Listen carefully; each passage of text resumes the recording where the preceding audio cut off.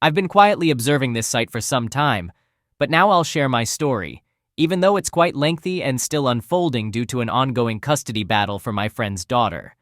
Since the case is currently in court, I'll be cautious about sharing too many details to avoid any self-incrimination. I'll use pseudonyms and omit some specifics to maintain anonymity, so let's get started. This story revolves around my former best friend and business partner, along with his wife. He's still a friend, but our closeness has waned. This situation has had a significant impact on both our lives, and I believe I'm in a position to narrate the story. Some of you might perceive me as the antagonist here, and perhaps I am, but before passing judgment, try to put yourself in my shoes. Maybe you'll understand me, maybe not, but either way, I'm not too concerned. My friend, whom I'll call Joe, and I grew up together in the Midwest. He's a genuinely nice guy who wouldn't harm a soul, an introverted, geeky, and highly intelligent individual. Despite having contrasting personalities, we got along famously. We're the same age and share a passion for playing video games. After high school, I joined the military since I had been part of ROTC during my high school years. Joe wanted to enlist alongside me, but his father objected, particularly during the turbulent times in the Middle East when politicians and the media were clamoring for war.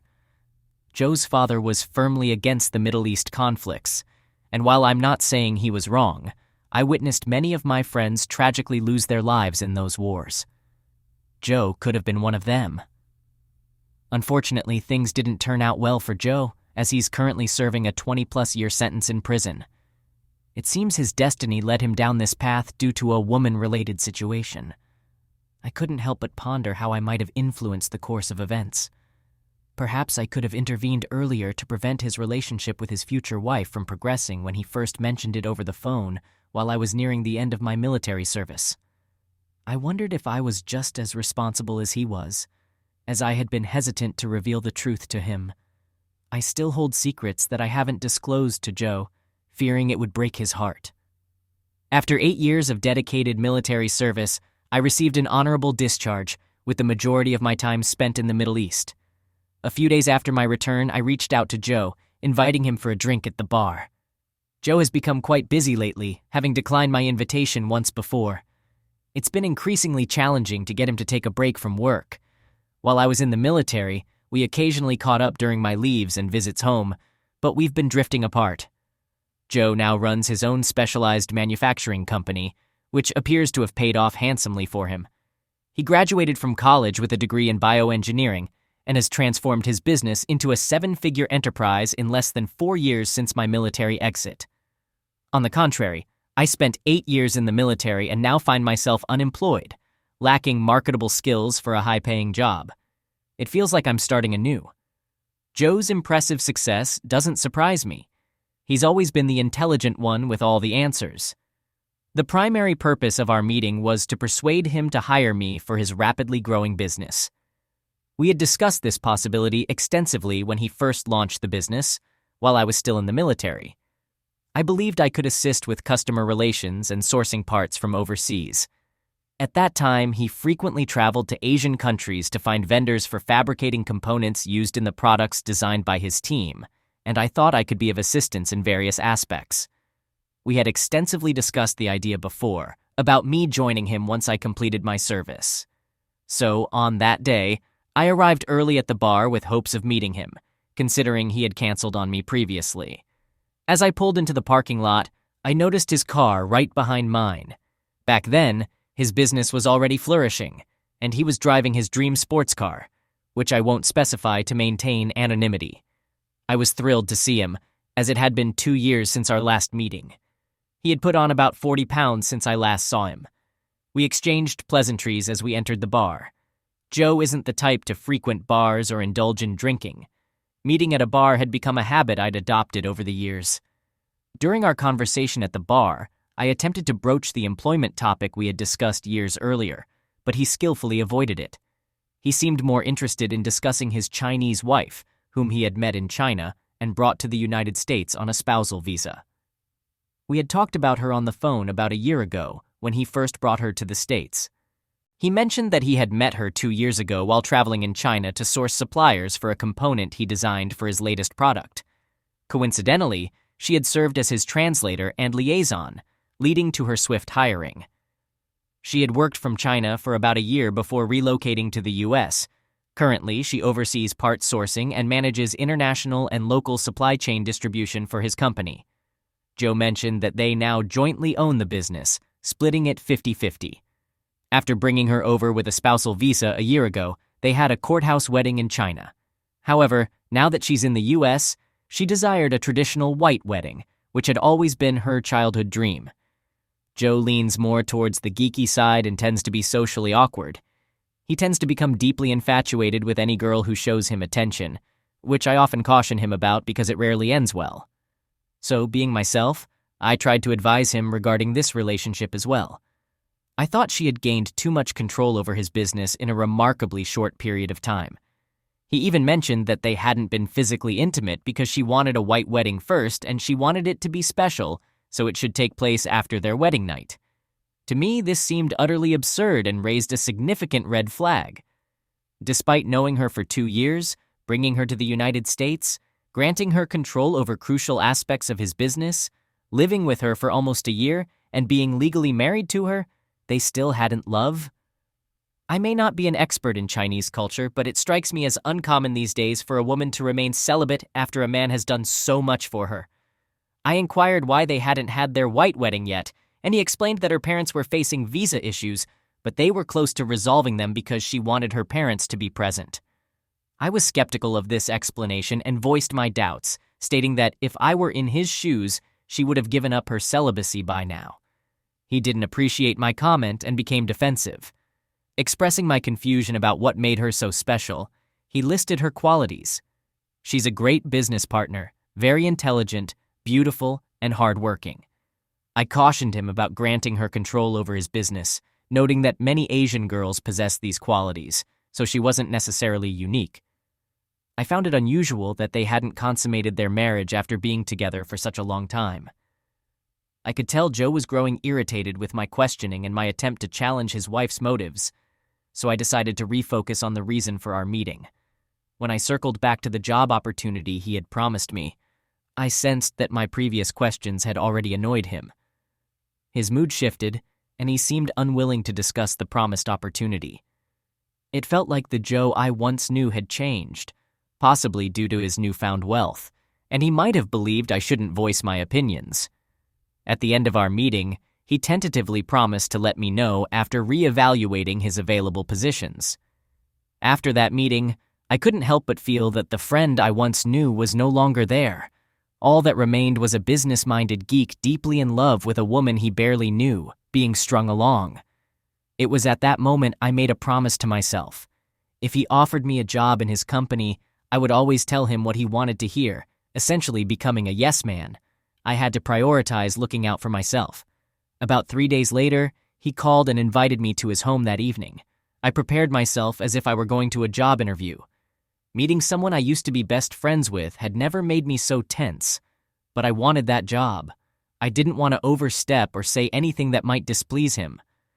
I understood that people grow apart. Someone who was your best friend a few years ago can change due to life experiences and environmental factors. I wasn't sure whether I would meet his wife since they lived together. I arrived at his house around 9 or 10 p.m., and he had a really nice house in a good part of town, although it wasn't overly extravagant. At this point, I still reside with my parents and drive a car that isn't worth much, so that offer meant a lot to me at the time. When I entered their home, Joe's wife was there, and she appeared reserved and proper in her greetings. I figured that might be one of the reasons Joe liked her, in addition to her striking beauty. She even prepared some Chinese food for dinner. After we finished eating, the three of us moved to the living room, where we discussed business over a glass of wine. To keep it short, I was offered the position of Vice President for Customer Relations and Sourcing, with 2 employees reporting to me. Essentially, I would be the 3rd highest-ranking person in the company after Kim, Joe's wife. I also gained more insights into their business. They had around 10 employees at that time, primarily focused on manufacturing medical equipment and components, serving various industries. They were involved in engineering and assembling these parts, with all their components sourced from Asia. Their business model was quite profitable because they could invent and patent parts that customers needed for a long time, becoming the sole supplier. This allowed them to control prices with no competition. I also realized that Kim played a more significant role in the business than I initially thought. She handled supply chain management, customer relations, marketing, and had some involvement in hiring. Joe, as the company president, was responsible for engineering, quality control, and patents. Therefore, my role would be more supportive of Kim than Joe, at least initially. Kim spoke English well with a Chinese accent, and she was stunningly beautiful. She appeared highly competent and well-connected with suppliers and customers, despite being only 25, just 2 years younger than us. Joe mentioned that they were expediting my hiring because he and Kim were planning a business trip to China and Vietnam in a few months. He wanted me to take his place on the trip so that Kim could introduce me to their suppliers, believing it was an excellent opportunity to bring me into the expanding business.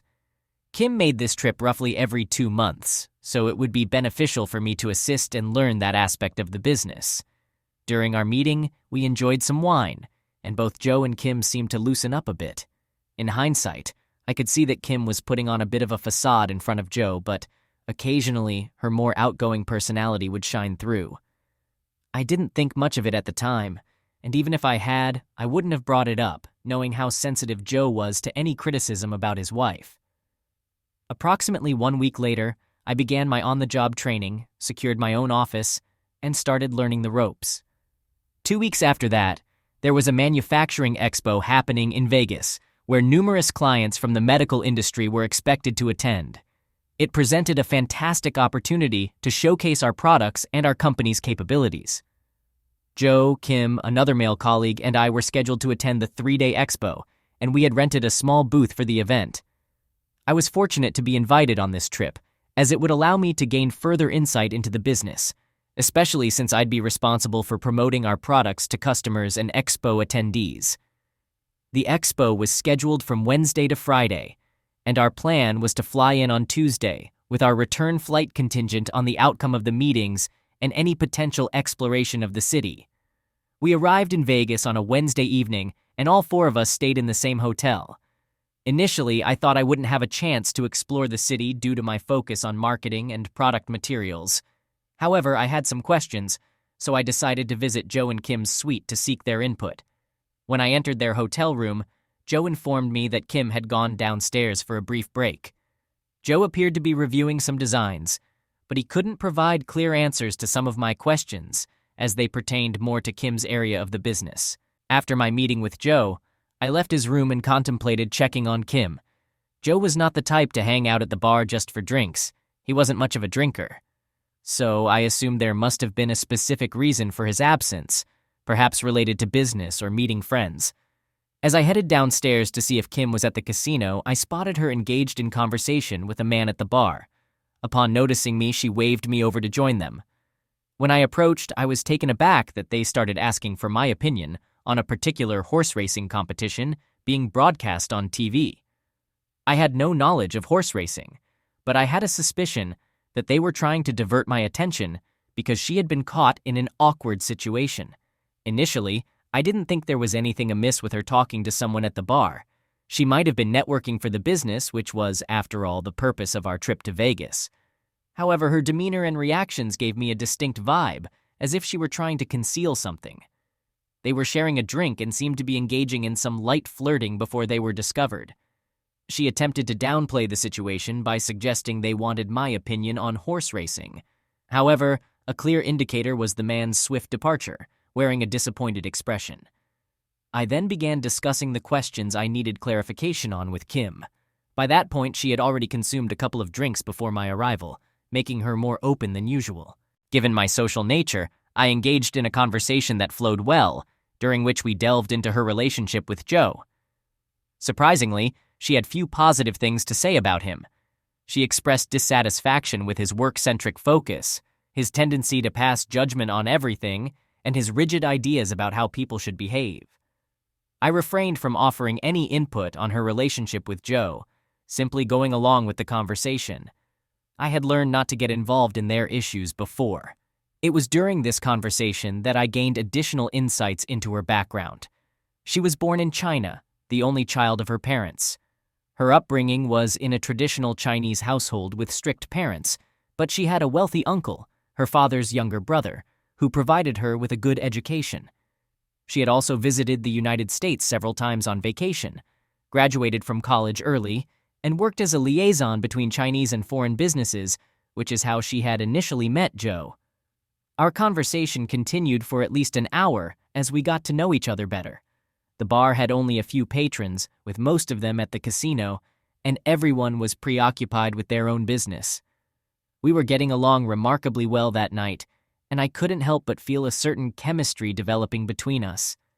To alleviate the tension, I jokingly suggested that we should invite Joe to join us, but she informed me that Joe was already asleep and that late-night bar outings weren't his cup of tea. I knew she was right. It wasn't his preferred environment. However, this was one of those questions you ask when you sense heightened tension, only to regret it afterward. Feeling a bit overwhelmed by explicit thoughts and the growing romantic atmosphere, I excused myself to use the restroom. While she wasn't explicitly making advances, we were both engaging in mild flirting. I might even admit to being the one who initiated it, while she simply played along. Perhaps I could attribute it to the influence of alcohol. I decided to excuse myself to relieve some tension because I felt like I was on the verge of crossing a line with my best friend and my boss's wife, whom he deeply cares about. I certainly wasn't willing to jeopardize my job over this woman. Besides, I didn't see myself as that kind of guy, or at least I thought so. I headed to the bathroom to adjust my pants, and by the time I returned, I noticed another man attempting to flirt with her while she remained seated at the bar. He quickly walked away as soon as I arrived back at my seat. Upon returning, I sat down next to her and took a closer look at her, realizing why she attracted so much attention. She was undeniably stunning, easily a 9 or 10 on a scale from 1 to 10. As I sat beside her, she noticed my gaze fixed on her. All I could come up with was commenting on the music, suggesting we should dance, even though it was meant to be a lighthearted joke because the music was subpar, a real elevator tune. She chuckled for a moment and replied that it was a slow dance track, and she wasn't a fan. It was supposed to be a humorous remark, and I was surprised she took it seriously given the terrible soundtrack. However, I played along and asked her what type of music she preferred. She mentioned dance tracks like R&B, EDM, and house music. Feeling like I had gone too far, I mustered the courage to ask if she'd like to check out some Vegas clubs that played that kind of music.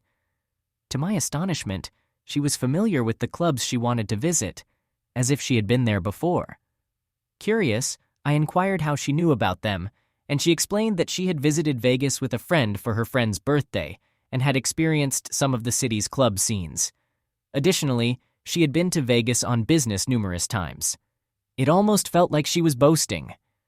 At that moment, I couldn't help but think that this wasn't the Kim I thought I knew. I suspected that Joe had given her a considerable amount of freedom, especially considering her claim that she wouldn't get intimate with him until they had a white wedding. I was confident that she was concealing her true personality from Joe and wasn't the virtuous woman she portrayed herself to be.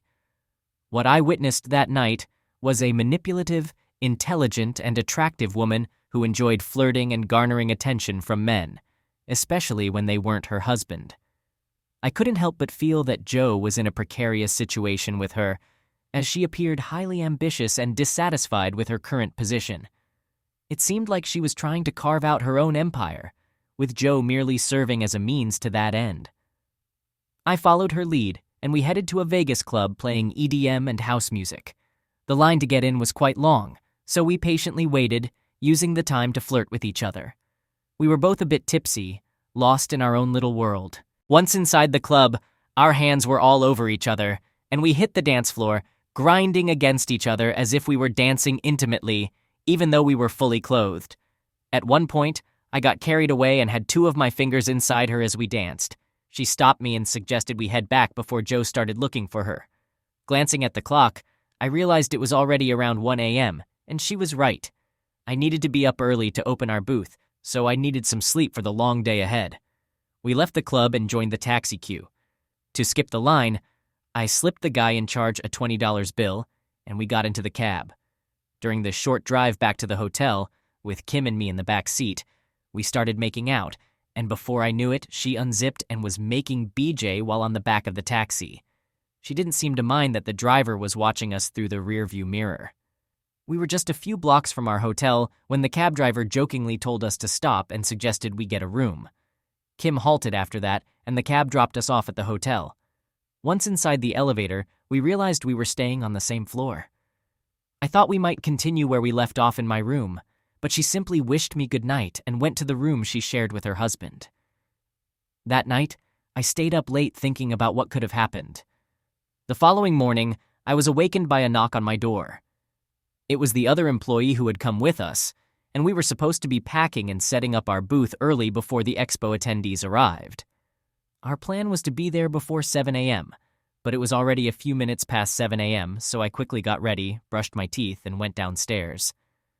I wasn't even sure how Kim would react when she saw me, but when I spotted Joe and Kim having breakfast downstairs, she greeted me as if nothing had happened the night before. We didn't have the time to join them, so we informed them that we were heading to the venue to unpack and prepare. Upon arriving at the venue, we unpacked and got everything ready. We had a few attendees and potential customers who visited our booth, and I was busy promoting our products before Kim and Joe arrived. Every now and then, I tried to catch Kim's eye while attending to people, but she wouldn't even make eye contact or engage in conversation with me. It was uncomfortable, almost as if she was avoiding me and regretting what had happened. I began to wonder if alcohol had played a role in her behavior, as she had seemed tipsy that night, and I felt like I had taken advantage of her. I feared that she might confess to Joe before the expo ended, potentially costing me not only my job, but also a friend. To add to the tension, she left the expo early that day, with Joe explaining that she wasn't feeling well. I suspected that part of her reason for leaving was my presence, as I felt like I had made her uncomfortable. Sharing a taxi with Joe after the expo, I wrestled with the decision of whether to confess to him. I wanted to take control of the situation, but explaining how his wife ended up making BJ to me during a cab ride home from the club would be incredibly awkward. So I remained silent. Throughout the rest of the day, my mind couldn't focus on anything else but the situation with Kim. I was concerned not only about that situation, but also about the potential consequences for my job, reputation, and overall embarrassment. I felt the need to talk to her urgently and couldn't wait until the following day. That evening, I went to the hotel bar, hoping she might be there like the previous night, but she wasn't. It was a long and uneasy evening. The next day at the expo, while manning the booth, Joe was away meeting with a customer and the other employee was out, leaving just me and Kim alone at the booth with no visitors around. There was an opportunity to speak to Kim privately, but I struggled to find the right words. I called out to her, attempting to say something, but I kept stumbling over my words. She had this puzzled expression on her face, as if she was thinking, "What's wrong with you, dude?" Eventually, I mustered an apology, and she replied with a curt, "I know, it won't happen again." She then simply looked away and continued with her tasks, acting as if nothing had occurred. It was almost as if that entire night had been erased from her memory. The tension was broken when a visitor approached our booth with questions about our product. After that, I left feeling somewhat relieved. Her reaction when we were alone was so distant that you'd think someone who had done what she did would have more to say. I returned to the hotel that night feeling slightly better than the previous day, and I had a good night's sleep. The following morning, which was the last day of the event, was supposed to be a half day at the booth with some meetings scheduled with potential customers interested in our services. The other employee and I spent most of the day arranging for our products to be shipped back home. Joe and Kim visited our booth a couple of times, but the majority of their day was spent in private meetings with clients and customers. I had normal interactions with Kim that day, with no awkwardness. It was as if the incident from 2 days ago had never happened. At the end of the day, all 4 of us shared an Uber ride back to the airport after the event. I sat in the front seat, while Joe, Kim, and the other employee sat in the back. I glanced at the rearview mirror and saw Joe and Kim chatting and laughing with each other and the other employee. I felt like I had narrowly avoided a disaster, and I was relieved that things hadn't escalated further with Kim. The trip to China got postponed, although I can't recall the exact reason. However, I knew that Joe and Kim had plans for a white wedding, which had been Kim's long-standing wish. Her parents had already come to the United States from China, and most of Joe's employees attended the wedding. At this point, my interactions with Joe had become less frequent, and our relationship had shifted more towards that of an employee and boss. I was earning more money than I could have ever imagined elsewhere, and I could foresee my income doubling within a year based on the company's performance. During this period, we also hired 6 additional salaried employees. There were now 3 managers, including myself and 2 other men, along with Kim and Joe, 3 engineers, and 21 hourly employees. In the following month, Kim and I were planning a trip to China so she could introduce me to other suppliers and help find a vendor for components needed for our upcoming product launch. As I prepared for the trip, I couldn't help but anticipate that something of an inappropriate might happen. Our business class seats were next to each other, and we were staying at the same hotel. We had plans to visit 2 cities together for business, and after that, Kim would head back to the western part of China to spend time with her family before returning to the United States. During this phase of my life, things were going quite well. I had enough money to make a down payment on a house, and I was in a committed relationship with my girlfriend. Despite being attracted to Kim, I hoped our interactions wouldn't turn into something intimate. I wasn't entirely confident that I could resist her advances if she made any. Throughout our long flight, our conversations mostly revolved around business with some friendly chit-chat, but nothing inappropriate. One memorable moment came when Kim asked me a hypothetical question about whether I saw her as a good leader and if I would join her if she were to start her own company. I replied affirmatively, though I found the question somewhat peculiar. After all, why would she want to start her own company when she was already a significant partner in her husband's successful enterprise? They had recently married, so it didn't seem like they were facing any marital issues. Only years later would the significance of that question become apparent. The rest of the week was highly productive as we networked, built business relationships, and identified potential vendors for new products. We stayed in the same hotel for 2 days in one city and 1 day in another before Kim departed for the western part of the country to visit her family. I didn't venture out for sightseeing as it wasn't my preference. Instead, I spent most of my time on the phone with customers back in the United States or working on my laptop, ensuring everything ran smoothly at home. By the end of my week-long trip to China, I felt confident and comfortable in my role. I even began to see myself as an international businessman and a product marketer, despite lacking formal education or qualifications in that field. I owed this opportunity to Joe, who had given me a chance to excel. Following our trip to China, it became evident that the affair had been a brief and isolated incident. I was relieved that it hadn't continued, and from then on, our relationship remained strictly professional. A few months later, I got engaged to my girlfriend, and we married shortly afterward. Financially, things were going exceptionally well, with my income reaching nearly $120,000 within a year of working there. During the same period, Kim became pregnant, and 9 months later, she gave birth to a baby girl. My wife also gave birth around the same time, as we were all of the same age and had married around the same time. Consequently, Joe and Kim made consistent efforts to include us in their social gatherings, hoping we would become close friends. My wife was open to it, but I made an effort to keep our interactions strictly business-related. I prioritized my work and family, unwilling to become entangled in any way that might jeopardize my marriage or career. I had an uneasy feeling about Kim and Joe's marriage, especially her level of control, and I wanted to avoid any involvement that could expose or perpetuate our previous affair. Let's jump ahead about 2 years, and things are going remarkably well in the business. I'm pulling in about $250,000 annually, and we have a second baby on the way. One evening, Joe gave me a call and suggested that we meet up at a bar.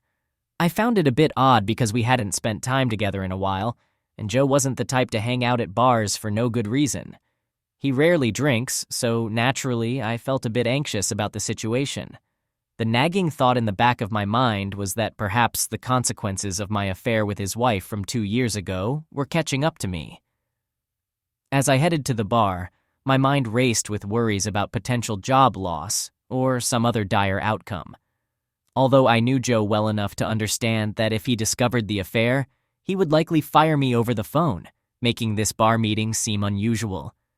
I speculated that maybe he had a different approach in mind, but I was overthinking things. Upon arriving at the bar, I was incredibly nervous. However, when Joe began sharing his troubles, it became evident that it wasn't about me. His concerns centered on his strained relationship with Kim. He had been facing family problems and needed someone to confide in. As I mentioned earlier, I hadn't been spending much time with him lately. Joe explained that one reason he distanced himself from me and some of his friends was because Kim had been trying to isolate him from anyone close to him. Over the years, their relationship had suffered due to frequent travel, and to complicate matters, her parents, who had visited them 2 years ago when they married, had refused to leave. They were now attempting to exert control over how their 2-year-old daughter was raised, causing significant strain in their marriage. Joe struggled with the challenges of raising his daughter in a multicultural home, particularly with her parents still residing with them. He lamented that his in-laws didn't listen to him for some inexplicable reason. Instead, they disregarded him and sought to isolate him within his own home. I paid close attention to Joe's story, realizing that he had likely been grappling with these issues for a while, and I was probably the closest friend he had. Despite feeling that I had grown distant from him, he must have found it challenging to share these troubles, especially knowing that I had previously cautioned him about such problems. I felt deeply sympathetic for him and believed it was unjust for his in-laws to take advantage of his mild-mannered personality. I wanted to urge him to assert himself and demand that his in-laws leave, but he mentioned that his wife had agreed to their departure for China in a few weeks. Just by listening to him, it was evident that Kim was firmly in control of their household.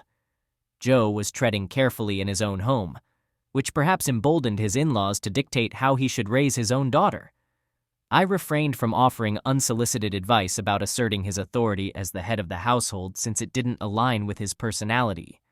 I asked him about Kim's thoughts regarding her family staying in their home for such an extended period and trying to influence their daughter's upbringing. He explained that Kim supported and even encouraged it because she believed her own upbringing shaped her into the person she is today. According to Joe, Kim also felt that since both of them frequently traveled, her parents provided stability in their child's life. After hearing Joe's explanation, I couldn't find many faults in Kim's reasoning, given their extensive travels. However, I kept this to myself and didn't share it with Joe. Sensing there was more to the story, I pressed further. Joe revealed that they hadn't been intimate for over 4 months when not on business trips.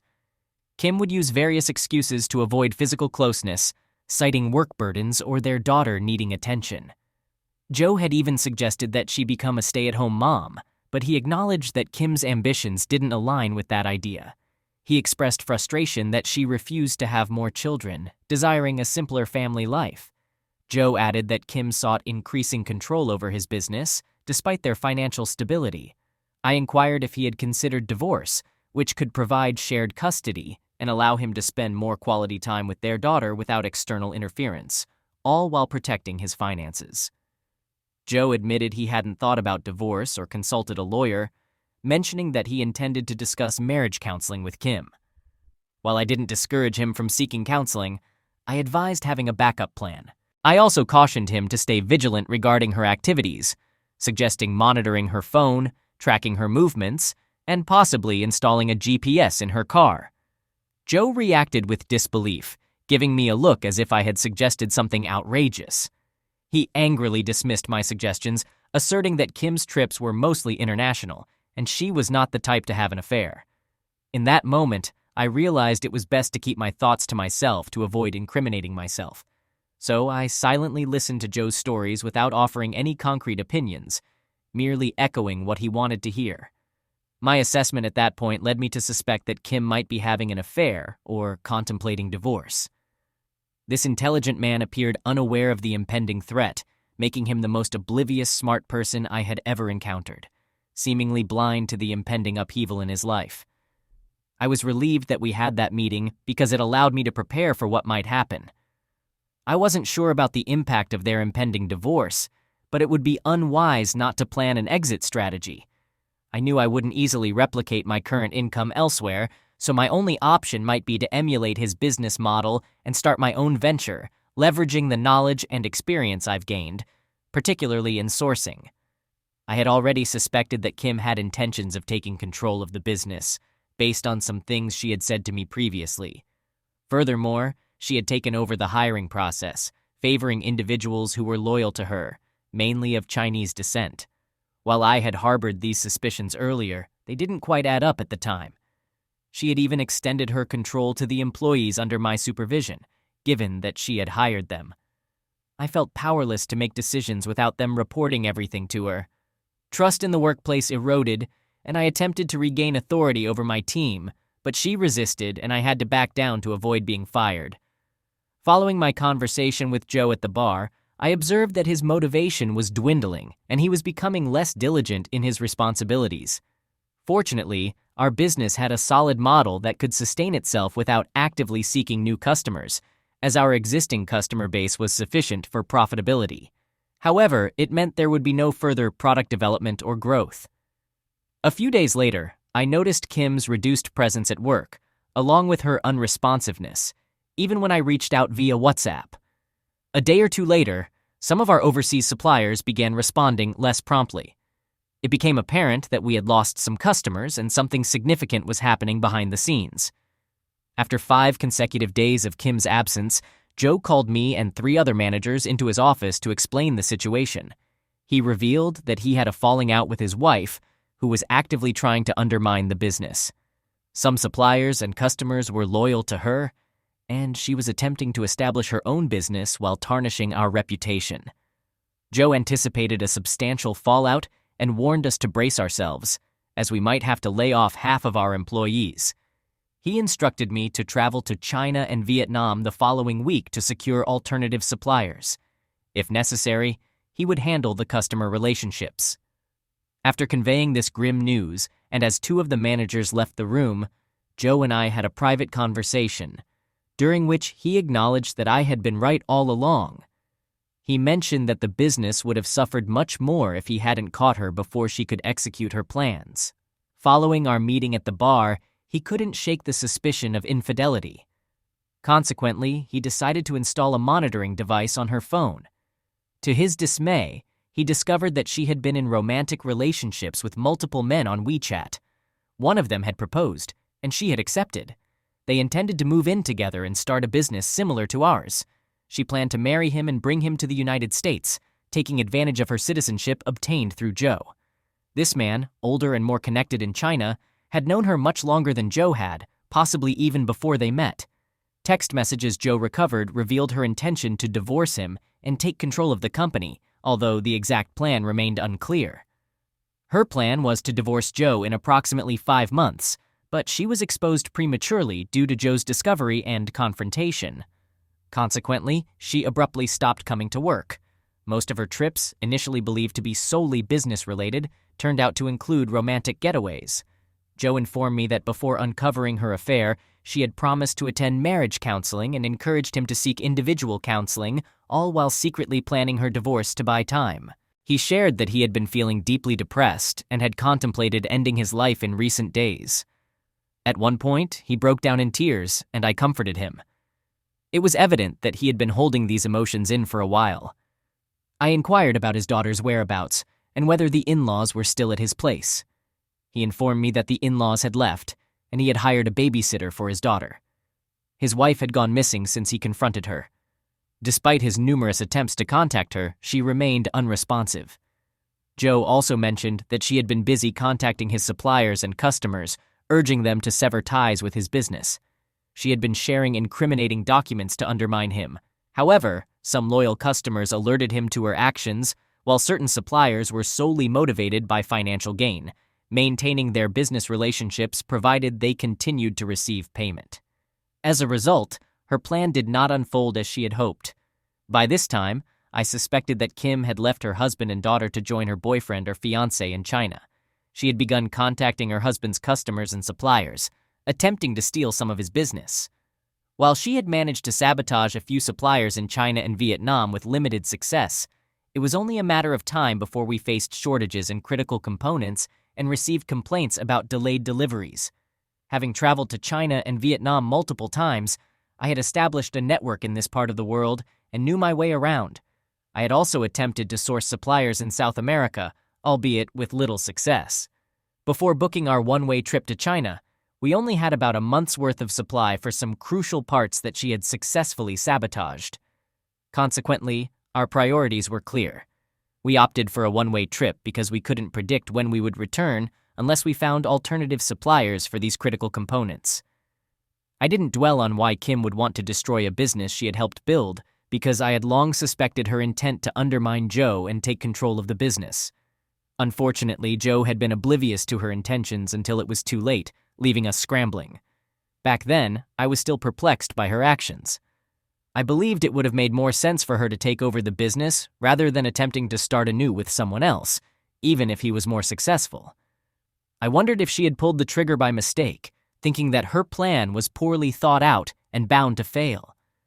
Perhaps there was more to this story that I didn't know, but based on the information I had, that was the only conclusion I could draw regarding her motives. At this point, my primary concern was saving the business to continue paying my mortgage and maintaining the lifestyle my beautiful wife and kids had become accustomed to. I viewed her as the enemy and hadn't considered the livelihoods of the approximately 37 employees who depended on this business that Joe had built.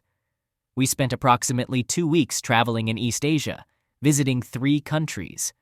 Towards the end of our trip, we managed to recover some of our previous supplies because, strangely, Kim had stopped contacting our suppliers and wasn't upholding her commitments to them. In the end, money talks, and we were willing to pay. It struck me as odd that she had abruptly halted her efforts to destroy the company. Whatever the reason for her sudden change, I saw it as a positive development for me. When we returned to the United States, it took about a month to weather the storm, but things eventually returned to normal. We never heard from Kim again, and I didn't see her during those months. I noticed that Joe was never the same. He was already introverted, but now he withdrew even further, becoming increasingly paranoid and defensive. Once I asked him if he had any news about Kim, and he replied that she had abandoned him and their daughter, and he hadn't heard from her. He questioned why I was asking, which I found strange considering all we had been through over the past couple of months.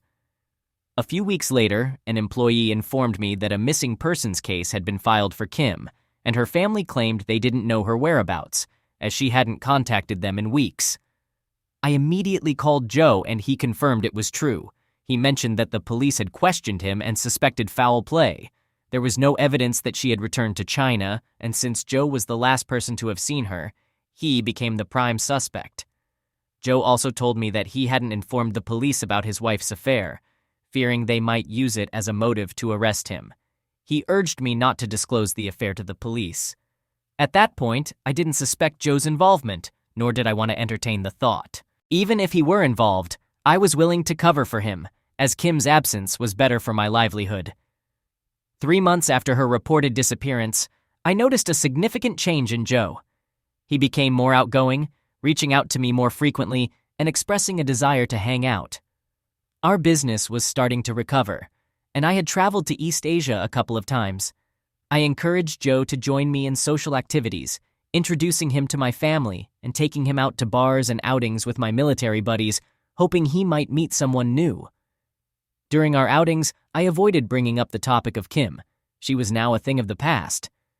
During one of our hangouts, Joe confided in me about the situation with Kim's parents and her wealthy uncle. They had been contacting the police, attempting to have him arrested on suspicion of wrongdoing regarding Kim. However, there was no evidence of any crime, and Joe willingly allowed the police access to his home, cooperating fully with their investigation. He disclosed everything he knew, except for the fact that she was having an affair. From an outsider's perspective, their marriage appeared stable, and neither of them had initiated divorce proceedings after her disappearance. The revelation that Kim had taken out a substantial life insurance policy on Joe without his knowledge added to the mystery of the case, leaving both the police and us perplexed. Consequently, there was no apparent motive for Joe to be involved in her disappearance. The police likely discussed Kim extensively with the 2 other managers at the company, including me, as they were probing for information, but lacked any significant leads. None of us were inclined to volunteer information, so if any of the managers were aware of Kim's attempts to sabotage the company and poach employees, they didn't divulge it. I was certain that if such information had come to light, it could have given the police a motive to arrest Joe or build a case against him, if they hadn't already. The case remained unsolved for approximately 5 months until Kim's family in China hired a private investigation team to pursue the matter and pose questions. This team managed to convince some Chinese employees to speak about Kim's efforts to persuade them to leave the company and join her. Additionally, some of Kim's friends shared details about her dissatisfaction with her marriage and desire to leave Joe. The private investigators gathered enough probable cause to draw the attention of local newspapers, likely funded by Kim's associates in China. These newspapers began running continuous stories about Kim's case to pressure the police and the district attorney's office, as well as to generate public interest and prompt action from the DA. Subsequently, the police obtained information from the investigation conducted by the private detectives, including records of Kim's travels, purchases, transcripts of interviews with individuals, and details about her affair partner. This put added pressure on some employees, who were then brought to the police station, ultimately revealing that before her disappearance, Joe had informed me and the 2 managers about Kim's attempts to undermine the company, leading to my trip to China to address the damage. During my interrogation, I had a lawyer present, and I firmly declined to provide any information that could potentially incriminate me. They sought a statement from me due to my close connection with Joe and Kim, attempting to intimidate me by labeling me a suspect and an accessory to a crime. They insinuated that my decision to have legal representation was indicative of guilt. While part of me had a suspicion that Joe might have been involved in Kim's disappearance, I chose not to entertain that thought. Eventually, they abandoned their efforts to extract a statement from me, resorting to mocking tactics such as arresting me briefly and appearing at my workplace. I'm not privy to all the details, but somehow they obtained a warrant to search Joe's house once more and seized some items. Pictures of the missing Kim were displayed on bulletin boards throughout town, and it was assumed she had passed away. They appealed for information leading to an arrest, offering a monetary reward. The police investigation persisted for an additional 6 agonizing months, during which news media outlets and newspapers frequently hounded us at our workplace, attempting to extract statements. I was convinced that some of these reporters were fraudulent and paid by Kim's family. The relentless attention took a toll on some of our employees, resulting in a loss of personnel for the business. 6 months later, the situation began to settle down. I also spent time with Joe during those 6 months, and there was an unspoken understanding that he knew I suspected his involvement in Kim's disappearance, sparing me the need to inquire directly. Whatever transpired between them, I reassured myself that this woman had been attempting to jeopardize my children's well-being and dismantle a company I had poured my heart and soul into. I believed she deserved whatever consequences befell her. After the 6-month period, the district attorney decided against taking the case to trial, as their evidence consisted primarily of circumstantial and hearsay testimony. Their chances of securing an indictment through a grand jury were uncertain, and there was a risk of acquittal in a trial. Moreover, if new evidence emerged later, the case might crumble entirely.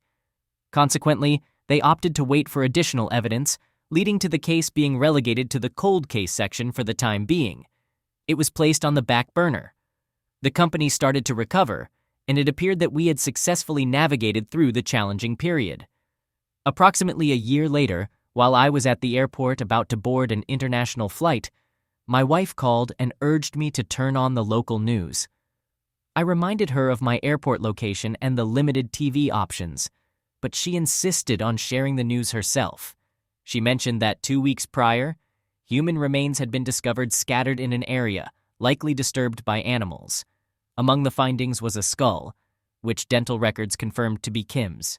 I immediately abandoned my travel plans and attempted to contact Joe, but he wasn't answering his phone. Joe's lawyer eventually reached out to inform me that Joe had been arrested.